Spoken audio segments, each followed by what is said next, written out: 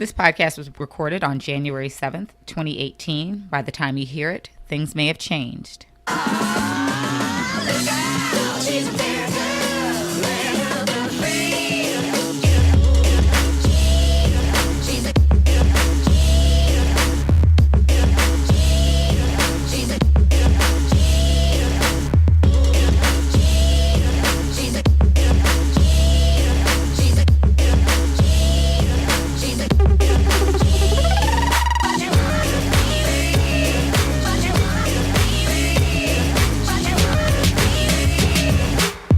Welcome to Black Women Talk Politics. I am Sabria Williams. And I'm Sheila Strain Clark. And Happy New Year. Happy New Year. We're back. 2018, woo-woo. Right. We want to make a note. We've been saying Mueller, and it is Mueller. And we want to make sure that we are as correct as we can be, especially with people's names. And Although I say tomato, no, but not you tomato. know. Not with people's names. We want to make sure that we have that because we want to be, credible. And it's, We're annoying. sorry, special counsel Mueller, because that's your name. Obviously, the U is kind of silent, like Mueller. Right. Right, okay, right. Anyway, so we want to make sure that moving forward, we are, but I guess that's journalistic integrity here. I mean, I think it could be borrowed, by some other media sources. This is clearly not fake news because, we admit our errors and we're new correct the record. And we're working out kinks as we move along. So we will be with Mueller from now on, Special Counsel Mueller, not the other word we were saying. All right, now go ahead, Tequila. You can start. Okay, well, first up in 2018. Well, 2018. It's been busy already. That's all I can say. I mean, we're in Trump's America. Well, and I think, so there were so many interesting things that happened this week. First of all, I'm surprised Twitter didn't blow up because, it should have.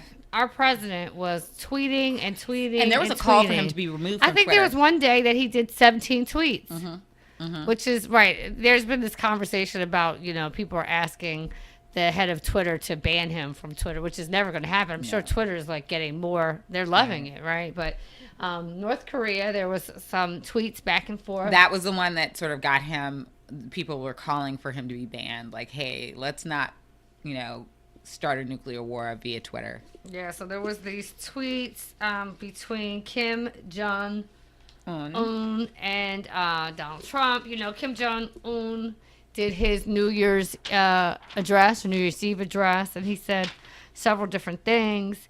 And Donald Trump, in response to his address, and from what I heard about his address was not as crazy as it could have been.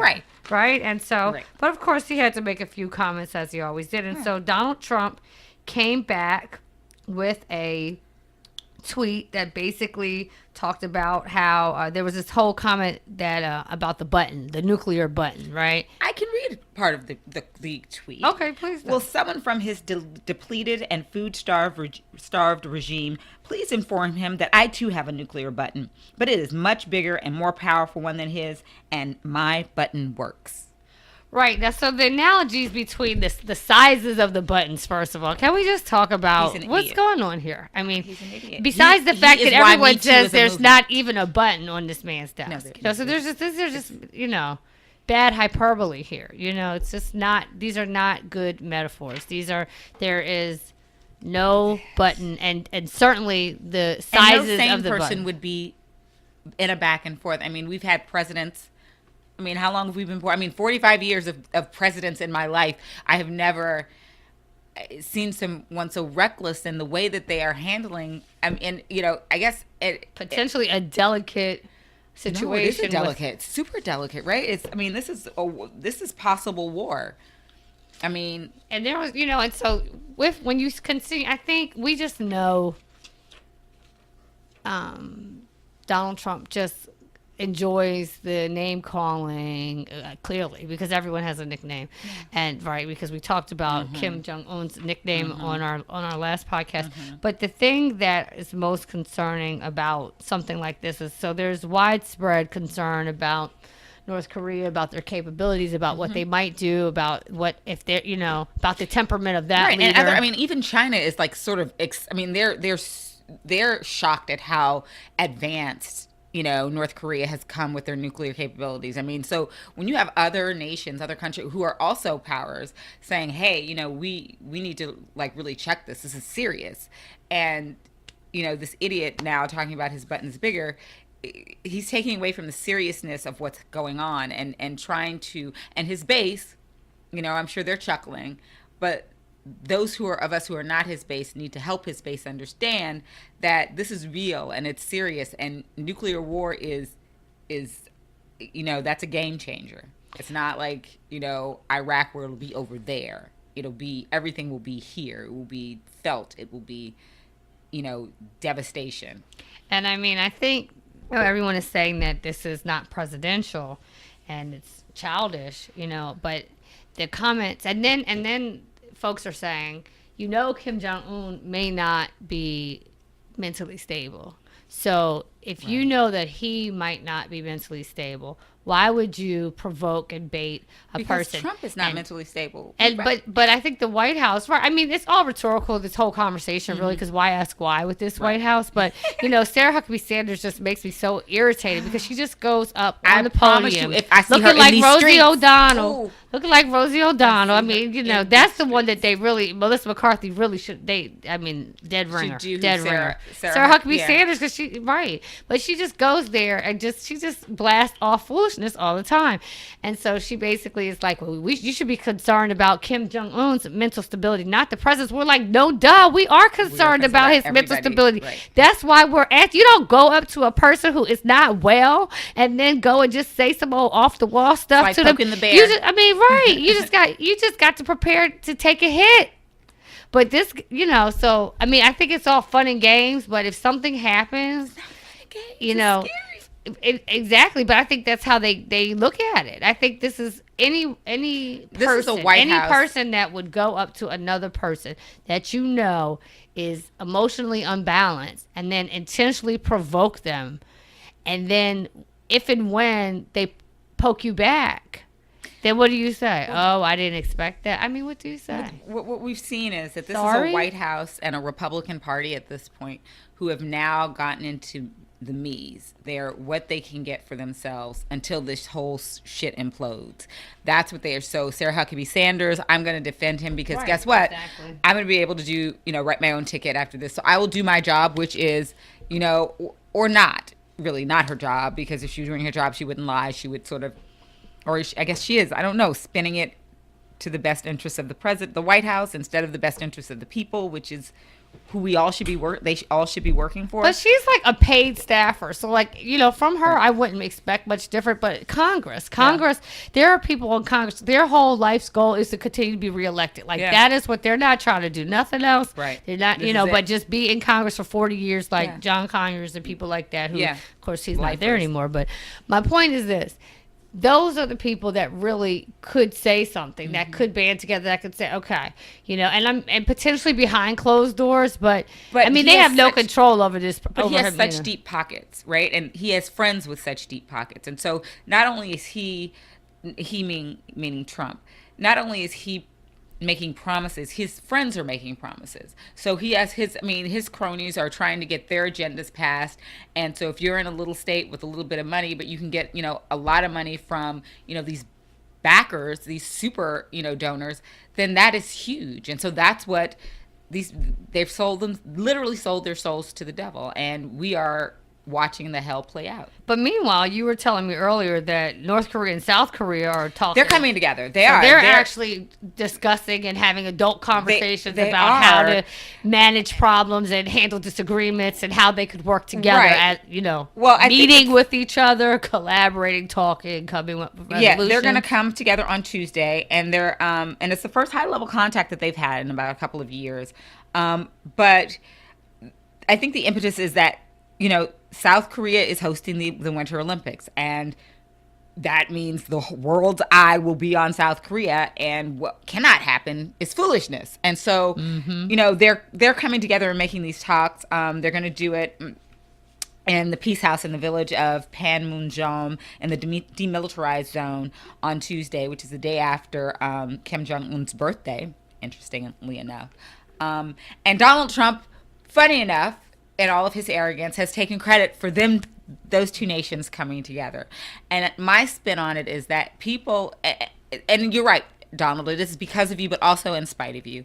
People are coming together because they realize that the United States is not a rational nation that can be spoken with at this time with you at the helm.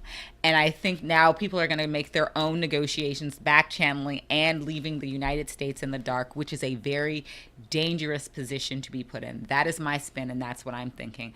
I do not believe that it is a good thing when we are left out, or that countries are talking without us, especially ones that are now armed with nuclear weapons.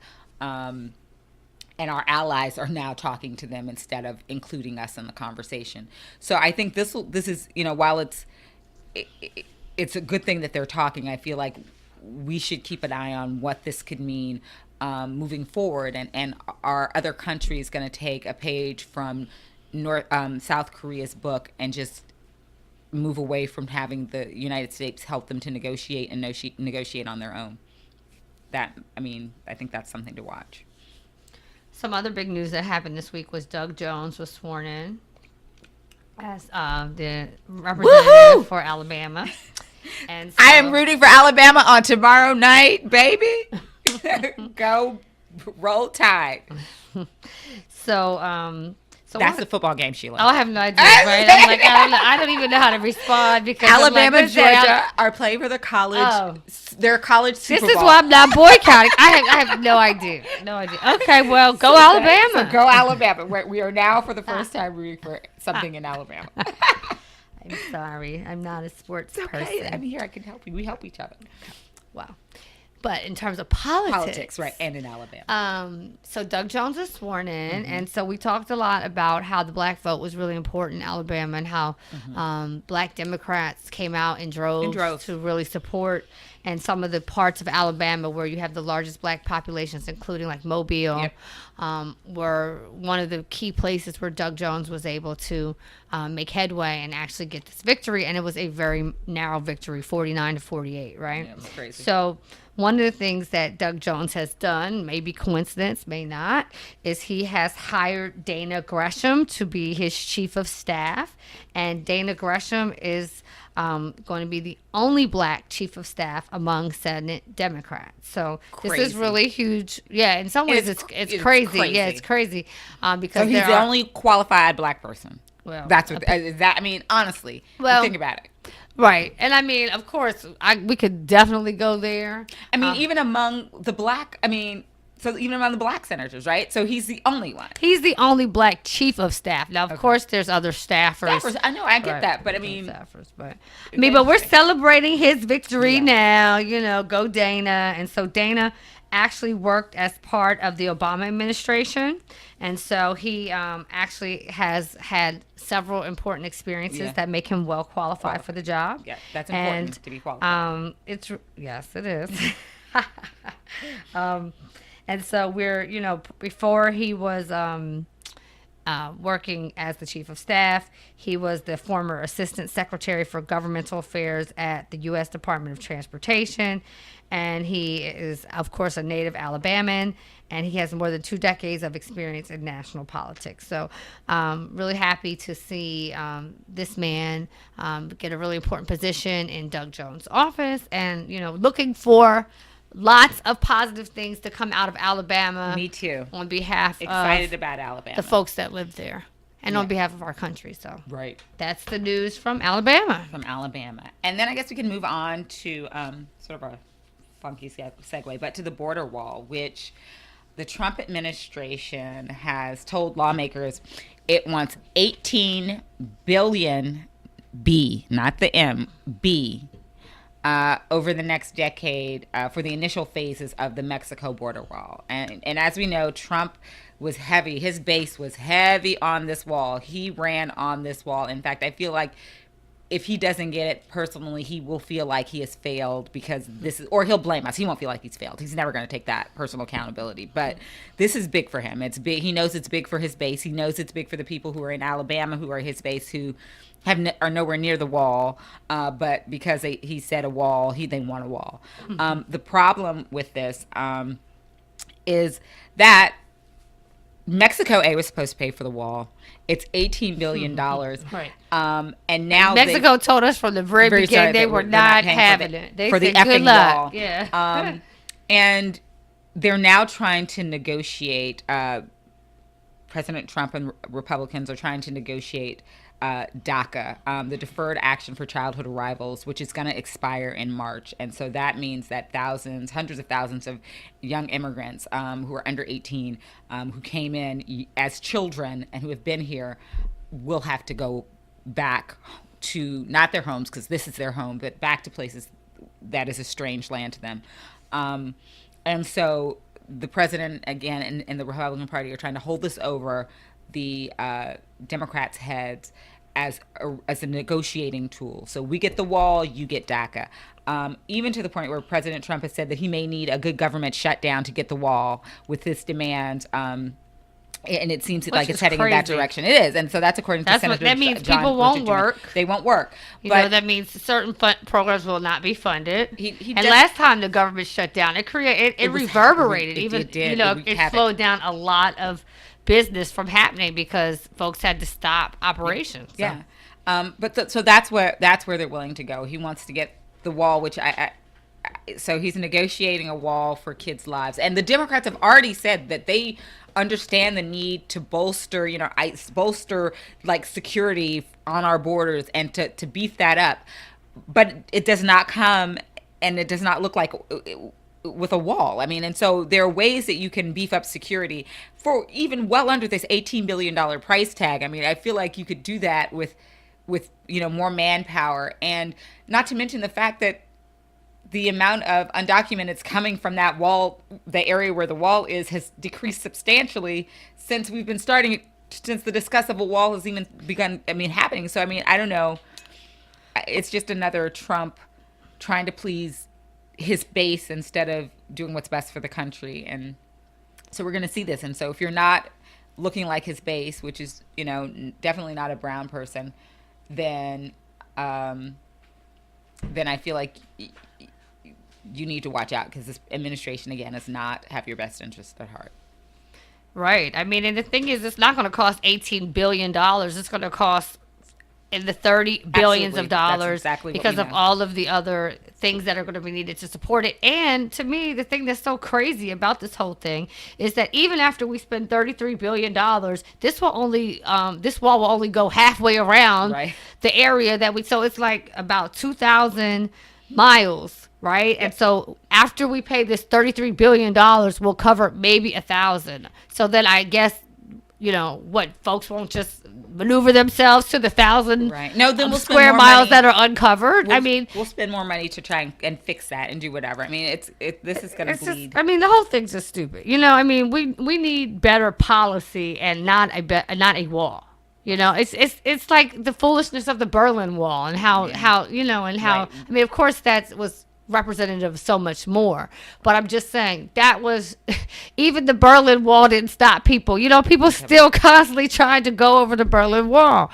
So I guess what the Berlin Wall taught us was that walls don't work, right? They always come down. And so if we know that, then I feel like the idea is to not build the wall, right? Yeah, we need just better policy. Yeah, we need policy that helps people who want to have access. That's equal to the policy that we have when we had all those folks from Bosnia and Romania that wanted to come in this country for political asylum.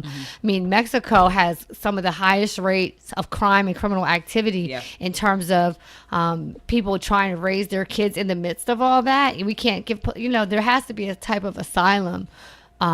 This is not a president that believes in allowing people, not anybody brown to come in and do anything. So I doubt that would ever be a solution. No, it definitely won't. But I'm just saying that's what it needs to be. That's what it needs to be. And so I hope the wall fails.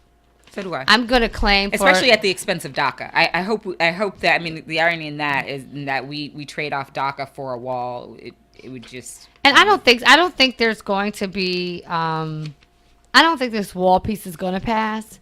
I don't think this can be passed through reconciliation, although, there's always something to learn on that. But there's no Democrats voting for this wall. And I understand that. Shoot. I don't think they would anyway. In order to get the DACA, there's other ways to move DACA forward. There's a lot of bipartisan support for DACA. I mean, putting up a wall that's going to cover half the area is just dumb. It just doesn't make sense. And like we said, a government shutdown to get a wall also doesn't make sense. Letting the federal government stop functioning so a wall could go up to cover half of the space to Mexico. The jobs thing is we're not going to really talk about that too much today, but I know one of the things that came out was the final quarter of 2017, the jobs report, and the numbers were much lower than was expected. And so, this is supposed to be a president that said jobs is his biggest priority. So we might want to look at that in one of the upcoming shows and just say, okay, let's see. I mean, we know the economy has done very well, but what are jobs? The economy was on the upswing, has been on the upswing for 2 years. This is not necessarily this. Oh, definitely. And definitely there is some say to the sustainability. If we're able to sustain this momentum, then yes, I mean something has gone right, I guess. But I wasn't trying to give him any credit for the economy. Don't get me wrong. That credit goes squarely to Barack Obama and his policies. Right. I mean, you come in your first year in office. I'm sorry, you can't. You're riding on what happened before. Just like when Barack came in, he was riding on the mess deficit. that George W. Bush left, and that's why we had to have all the recovery efforts. So, no, this isn't his victory. But I would like to see if any of these jobs, he's about jobs. Okay, let's see what's going to happen. And speaking of failed efforts, the voter, like you said, first of all, hopefully the wall is going to be a failed effort. But we know one effort of foolishness has finally been disbanded, which is the Voter Integrity Commission. Bye, Felicia. Yeah, thank goodness, and that was led by Kansas's Secretary of State Chris Kobach, who, as we've pointed out last year in May and even on the show last week, had this history of trumped up voter discrepancy claims that could not be proven. And this commission was just basically did nothing. Matter of fact, they did so much of nothing that members of the commission themselves had to file a complaint in the U.S. District Court because they didn't even know what the commission was doing. Right? He said, Matthew Dunlap, who is a Democrat, who joined the commission because he said, all right, well, I'm asked to join, so I may as well at least be there so I can see what's happening and bear witness and try to, talk some sense to these people. But on November 9th, he himself filed a complaint seeking to obtain the working documents, correspondence, and schedule of the Presidential Advisory Commission on Election Integrity. And what was remarkable was that he was a member, but he felt like this was the only way he could figure out what was going on. So, how you have a commission that doesn't meet. Now, Donald Trump, he indicated that he had to disband this commission because the states refused to comply. Right. And it's true in some ways. Many states did refuse to comply, but, and not just, matter of fact, Kansas refused to comply, where Chris Kobach is from, because they were so they provided some pieces of the information, but some of the information that they asked for was not even collected. Right. And so, the thing, though, that's most interesting about this outside, and also in addition to states refusing or providing some pieces of the information, lots of states filed lawsuits against this whole thing.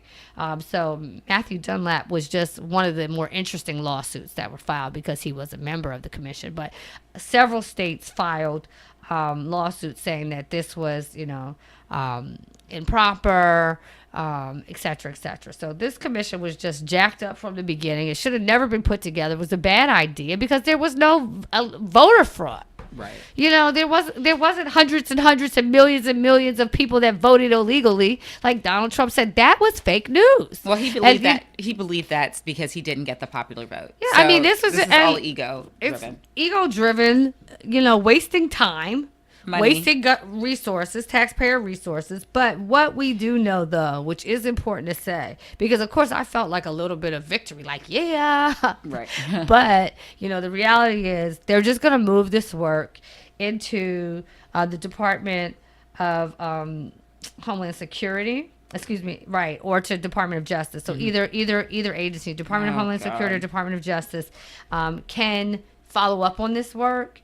And, it will be still happening. It won't have the same spotlight as a commission. However, when things like this move into the space of a federal agency, then there are certain Freedoms of Information Acts and things like that where certain pieces of information can be demanded, with the proper lawyers on your side. So I guess the good news is this commission is gone, but the bad news is they're still looking for ways to try to disqualify votes. And speaking of which, I do want to say this, even though this wasn't on our agenda, but this was something to me that was interesting this week and kind of disheartening, was the whole thing that happened in Virginia. The punch bowl. Right. Like, so you had the Republican person and you had the Democratic person who was a woman. Voter fraud. Here we and go. so you had this ballot. She had won. First of all, she won by one. Right. By They did a recount, right? And I'm trying to remember the sequence of it. I think did he win at first, and then she asked for recount. She won. They did a recount, and it was tied, and so they thought that the best way to do this would be to put their names literally in a punch bowl. But I want to even say this before that.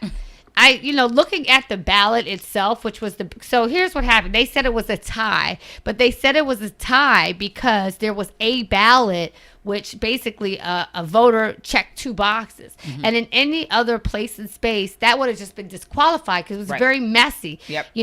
And however, some sort of way, it was decided that that double checked ballot was really for one person and not the other. So it was really, really messy. And so as a person I of course I'm interested, but I don't live in Virginia or whatever, but I'm sitting here like, I can look at this thing and tell you that a common sense approach to handling this would have been to throw it out.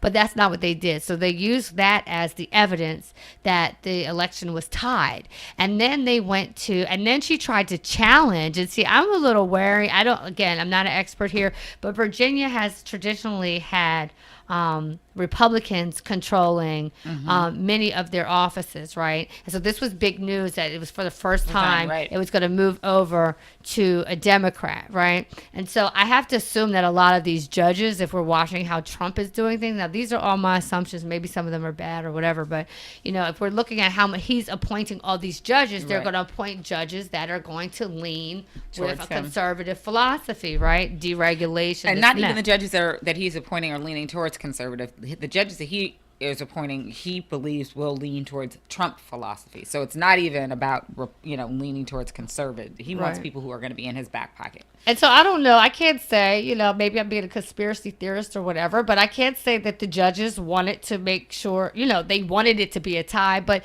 common sense, sure they did. It's either 100% you lose or 50% you lose. Your odds are better on the 50%. Right. So then they decide to go with this, like you said, punch bowl. Draw names out of a hat. It's ridiculousness. And that is how the voters, that's the end result of their election process, was picking straws. And I just found that this whole thing was really disheartening. I'm sure for this woman, it was disappointing, but it just was like, it seemed like bad process to me. And so, you just got to keep your eyes on things because things are going to get tricky. So when you talk about voter integrity commission, to me, that whole thing needs to be looked at. There's a lack of integrity in that whole process. But no, unless it's about Trump not getting as many votes, that's the integrity. So Shelley, I just want you to know, we'll be a part of your reelection. We'll canvass. We'll be grassroots for you. But yeah, that was kind of disappointing. So now drum roll. Right. The big news. Is Fire and Fury, Michael. What? Oh my God, this was popcorn. Like I'm like, I might actually read this. Apparently it is, all of the tea. And Michael Wolff is not even, that dude as far as like journalists go. He's a guy that is not really well respected. He's known for his method of like giving an interview, being allowed to have an interview and then sort of like lambasting the person that he interviewed, like talking crap about him, which he absolutely did in this book. He did not disappoint. And so the White House is all in a tough because Steve Bannon, or Sloppy Steve, now that's his new name, apparently was going in on how Don Jr., it was treasonous for him to take, the calls from the Russians, and people should have known, and just not being as Trump friendly as he had been in the past. So these were quotes. The book came out, I believe, on Monday or Tuesday, and so that was what was going on. And so now the White House has been in, sort of cleanup mode for the last week. But it's the book has been interesting because Michael, and the White House had put a cease and desist on the book coming out. It was supposed to come out on Thursday.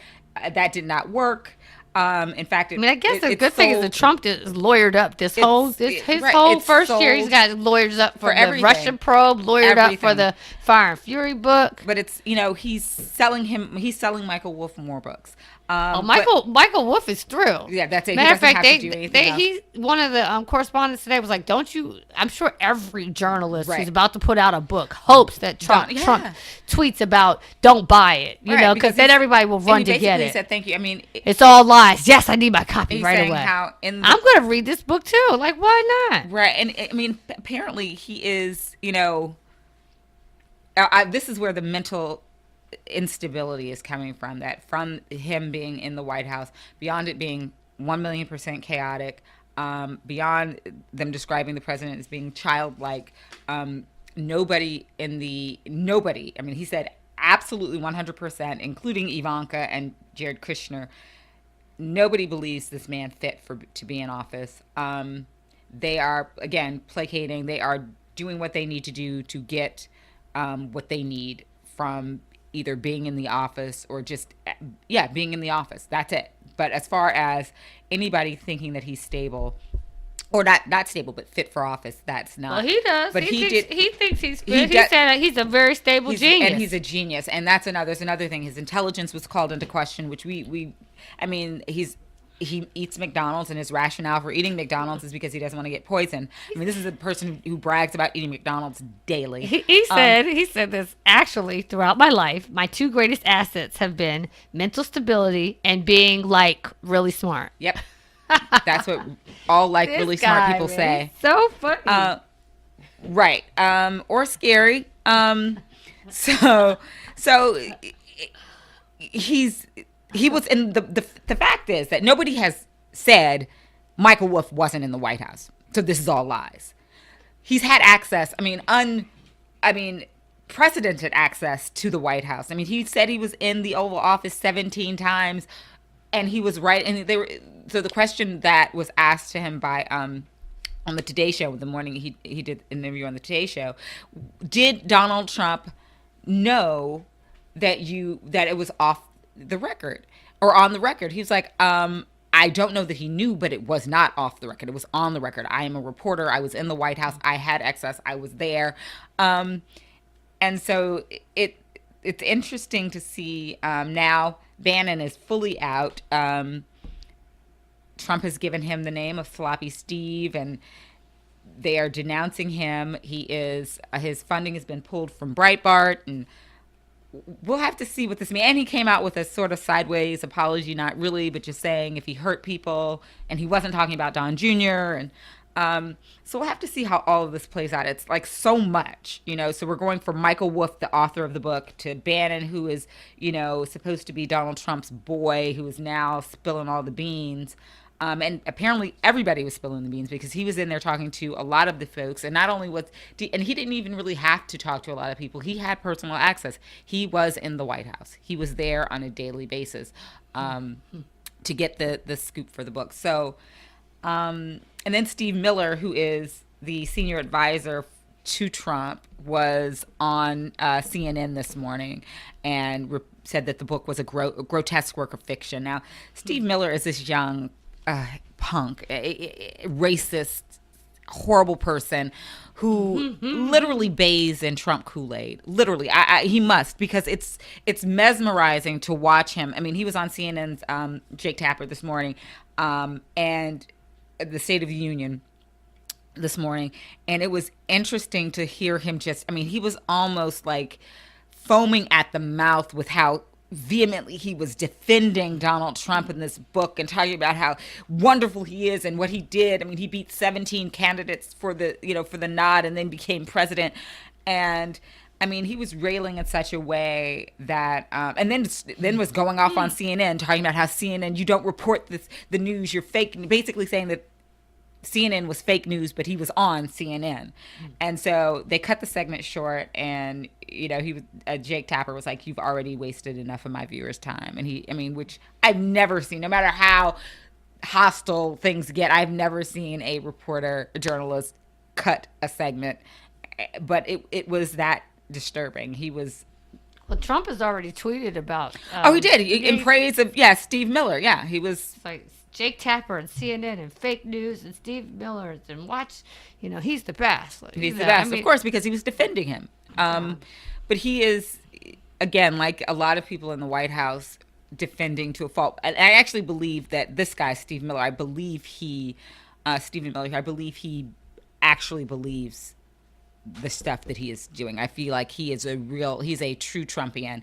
He is not like Sarah Huckabee Sanders, who just is lying to get her her next thing going. He is a true believer, which they're scarier to me than the folks that'll just lie. But the book will be interesting. We should read it and then have a whole show about we should read it, get it by next week, and maybe we could talk about it, see what happens.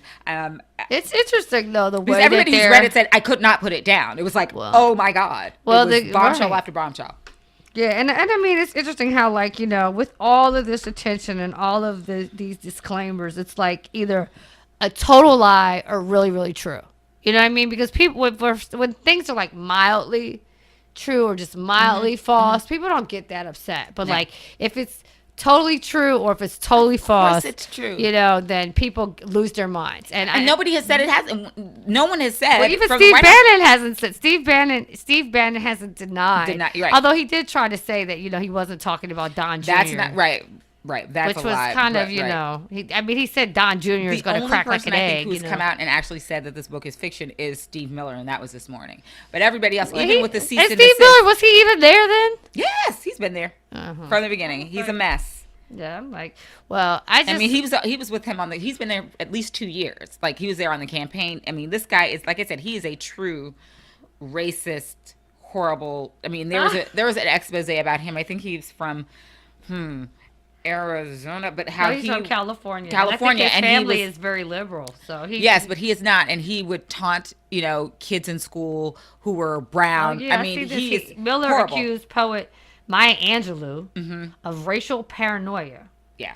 And described student organization Chicano Student Movement as a radical national Hispanic group that believes in racial superiority. This is what this person did during his time at the university or right thereafter. I mean, Maya Angelou of racial, she's like the national treasure. That's what I'm saying. He's a true believer. He's crazy. He's like racial paranoia. Let me tell you about being black in America, dude. Right. But that's it's nothing paranoid about it. We go to the reverse racism. So that's his whole thing. And so that's what makes him disgusting and scary and yucky. And we have to just dismiss him as someone who, but he can't be. No, he is in the White House. This is the thing. You want to dismiss all these people, but they're people who are in the president's ear. They are in the mix. But unsurprisingly so. Because of who the president is and how he carries himself and the company he keeps. Steve Bannon was his dude. It is. And Steve Bannon will probably be, again, right. Trump has a rotation.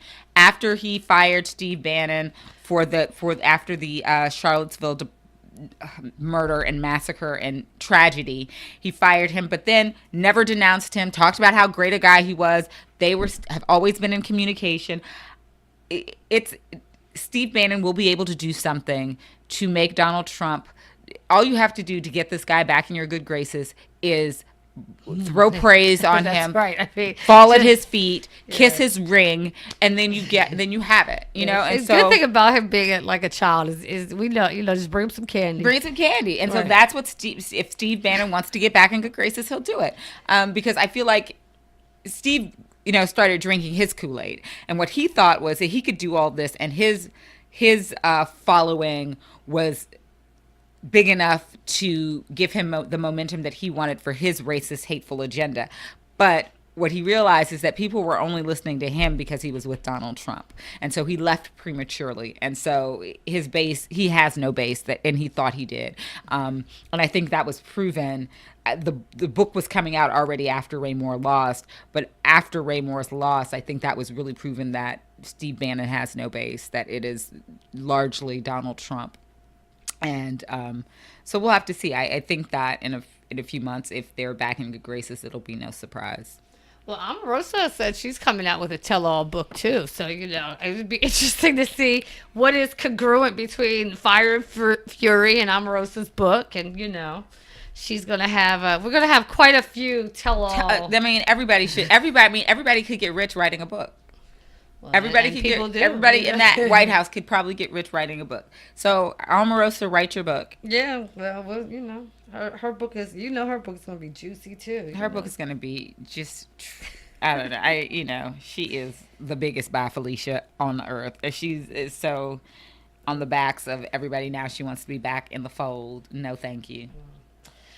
So, I guess we'll have to see what next week brings. I mean, this week. We didn't even talk about Sessions sort of cutting the booming marijuana business that was about to be in California. I mean, these are things that are happening. He didn't cut it. He's just saying that he's going to. He's making it more definitely difficult for these businesses that are on the brink of opening to open. He basically said that Obama had put out this memo that said in 2013 that said, we're not going to waste our time going after people that are smoking marijuana. This is not worth the effort. And so Jeff Sessions decided he was going to. But, meanwhile, you have this flourishing industry. I think Vermont just passed legalized marijuana in Vermont. Everywhere, and New Jersey's on its way. So everywhere. I don't know if this is, but now what Jeff Sessions is, if he's really, he's got so many agendas, that he's, whether it's, well, he's trying to have a voice because he's been deemed voiceless. And so he's trying to do something to let people know that he's still here, outside of the fact that he recused himself. Because it came up this week, right? Yes. It came up this week that Trump was really mad that he recused himself from the whole Russia investigation. Well, we knew he was mad, but what came out this week is that Trump was trying to solicit folks to convince Sessions not to recuse himself, which, is against the law. Well, I'm. It was interesting that he did recuse himself. I guess he felt like he probably had to since he lied under oath and everything. He's like, no, I'm not going to do that. I have to recuse myself. They were just going to. Congress would probably just have to remove him. Again, Donald Trump wanted somebody to protect him.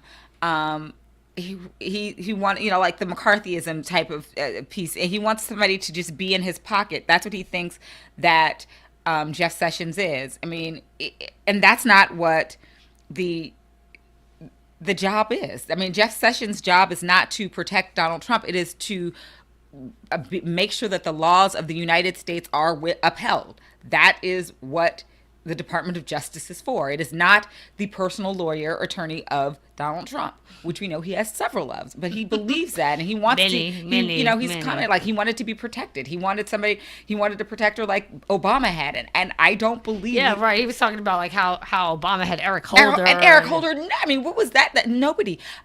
So anyway, it's ridiculous. It proves that the president really doesn't know the way that the United States runs or how it should run, and he's trying to switch it up. But hopefully we will not again let him do this. That's why we're on doing this podcast, and that's why everybody else is out and trying to make people aware that there are laws that need to be abided by. Yeah, and so this year we're going to spend a lot of time, I know, getting folks ready and educated for the elections that are coming up in November. So of course, one of the action items between now and next week for anyone who's listening right now is, go online, figure out which states are up for what Senate seats are up, what House seats are up, so that you can kind of figure out in terms of your own personal network where you have some influence and kind of make a decision. We're right in January, which is New Year's resolution time. Right. So make a decision that you are going to get involved in one of these races in terms of up close and personal, or even at a distance, making phone calls, etc. Because I think we're going to certainly need a concerted push. Because when I was looking at the map, I saw many more blues that were up for re-election than reds, and so we're very we're like super that we hopeful. could take some over. But if we lose the ones that we have to, it has to be a sustainability and a takeover. So we have to win some that we hadn't won, and we have to sustain the seats that we have. Yeah. So it's really important that we're extra focused, extra early, so that we're not at the last minute trying. We need to have a sense of where the seats are, what folks are saying in the community in terms of the popularity of the candidates and what the major issues are. So. That will be the act up that I'll offer for this week. Yeah, and I'll piggyback and say that's a good act up. So, because I couldn't think of anything. Continue to resist. That is your act up. I mean, we're coming up on a year that Donald Trump has been in office, and we need to continue to resist. We need to continue to be aware and deliberate in how we resist, and making sure that we are a part of the solution to bettering the country and making the world inclusive, and our countries inclusive, and our communities inclusive. So continue to do that. All right. Well, that sounds good. Well, I think for now, that's it. That's the show. So thanks so much for joining us on Black Women Talk Politics. Again, I'm Sheila Clark. Sabria Williams. And for our producer, Lamont Clark, we will catch you next time. Thanks for listening.